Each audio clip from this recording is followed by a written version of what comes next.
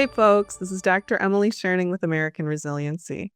In my work, a big part of what I do is provide access, meaningful insight into change, projected change at the local and national levels in a global context. In this video, I want to provide you with some insight and transparency into change here at AR. Working for you all is the best job I've ever had, and I want to keep doing it and doing it well. As I lead AR forward, I think a lot about where I want the organization to go and where I don't want it to go. AR has now completed year 4. We're entering year 5 of our operations, and we've accomplished so much. We've presented at world-class institutions. We've gotten to help counties, municipalities, and individuals with access to climate information. More than 400,000 people have watched our videos here on YouTube. There's nothing I appreciate more than hearing from people who have used information they got here to respond to change, to cultivate their resilience in this time of change. I think that we're in a time where it matters to get the message out there. I think these years matter and that there are practical changes, ground up changes we can make to build resilience in our homes and our communities as we face a 2C future, which, whether or not tipping points are in play, 2C is a globally really difficult scenario, and we are going to experience intense change in our lifetimes as we approach 2C. As we grow, I think it's important to make AR a little more of a professional operation, not just so I can continue to do the work in a personally sustainable manner, but so the work can continue to improve. The biggest dream that I could have when I started this thing was that maybe I could make like a really bad basement version of PBS.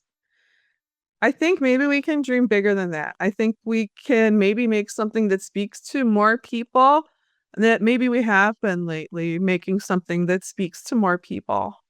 But growth comes with pitfalls. Like when I talk with other climate nonprofit leaders, a lot of time they want me to go to stuff that I think is stupid and a waste of time and a bunch of like big greenwashing scams. Like I don't want to go to any COP.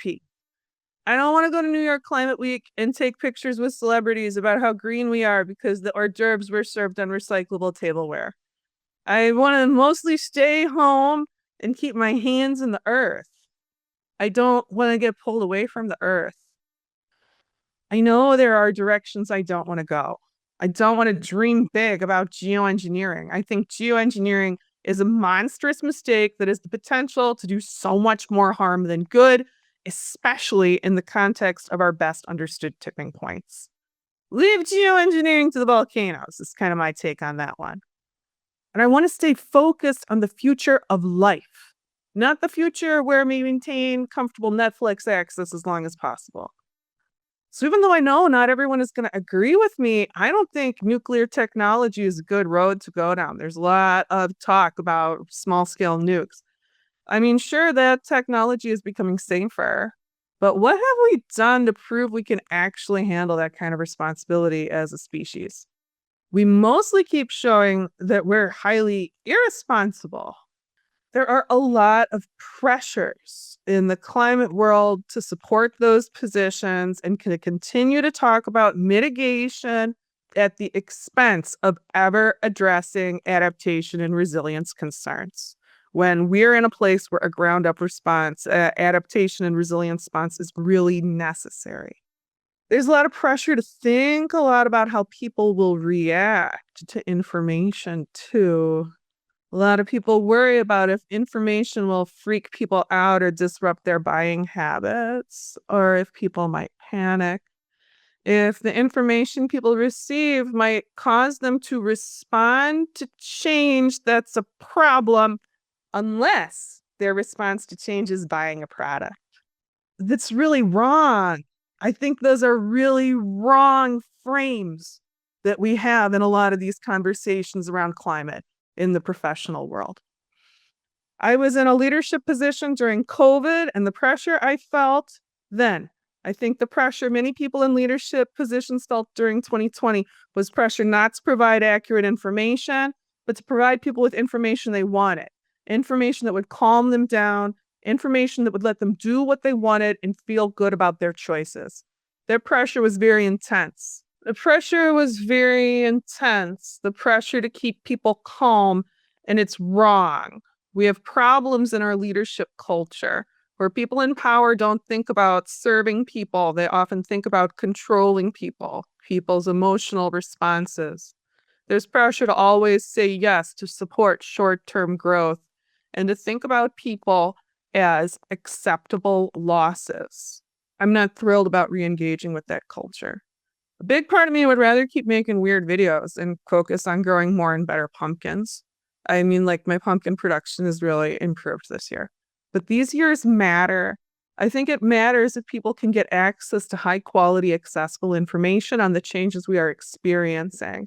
I think it matters to treat each other with the dignity of giving each other clear information so we can make choices about our own lives. I think it matters that we have the best information available so that we can make informed decisions about our lives and about the futures we want to build for ourselves and our families. We're currently engaged in a visioning process at AR. We're doing strategic planning work looking towards January of 27. I think that's far enough away. It's worth doing some thinking about where we want to be by then.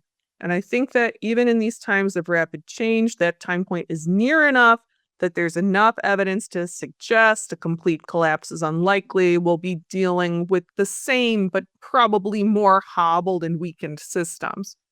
So it's possible to plan a little and maintain within that plan the capacity to pivot. I hope AR is going to be able to continue to grow. And I hope we're going to be able to continue to invest in our volunteer programs, keep working to bring up video quality, and keep working to connect with, serve, and engage American communities. When our strategic plan is ready, it'll be up on our website, www.americanresiliency.org.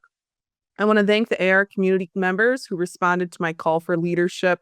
We have folks from all regions of the U.S. and all kinds of backgrounds now sitting on the AR board and the new advisory council. I hope that the advisory council in particular will call me to task if our messaging starts to drift away from service or towards greenwashing, glossing or sanitizing information, or any other typical form of professional BS. My intention is to stay focused on the future of life. We're in a bottleneck event, and life is what matters.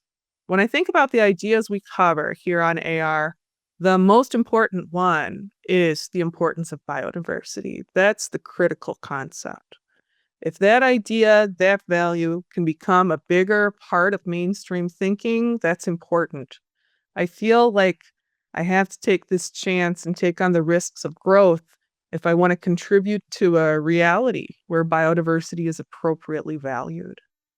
I hope you'll like the changes you see as we grow. We're living in a time of change, and that means AR has to change too.